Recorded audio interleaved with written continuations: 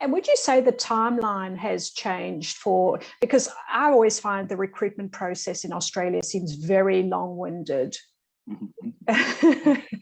Yeah. Unlike the rental industry, which, when I'm working with the rental industry, everything's hard and fast, but the recruitment thing just seems to be really.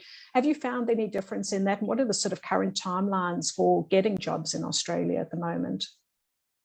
It really depends from our point of view on the client. If the client is quick, so with our process, what happens is we share the resume of the candidate to the client. And so if the client comes back to us and says on the same day that they want to meet you and it's going to be the next day, then it's a quick process. But but anything can happen in this environment that we're in at the moment. And what happens is, we send some resumes over, all of a sudden, we're in another lockdown or whatever. So that, they put the hold on the move because they don't know what's going to happen.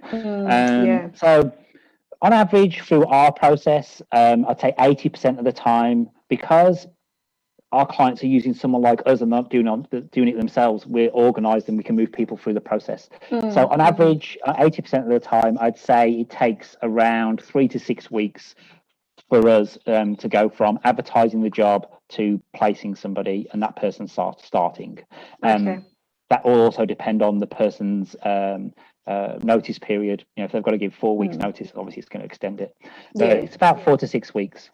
I think it's always a good, I'm always saying to people, until you've got a job or until you've got a rental, until you've got those firm groundings, it's hard to know how anything is going to pan out for you. You can't plan everything. So I think it's good for them to understand those timelines and budget for that effectively. So if they are arriving, they can't expect to be starting a job by the next week. It's probably not going to well, depends, if you're a forklift driver or, something that you can do some contract work for or something like that. But for the other jobs, it is a few weeks at least that you need to budget for.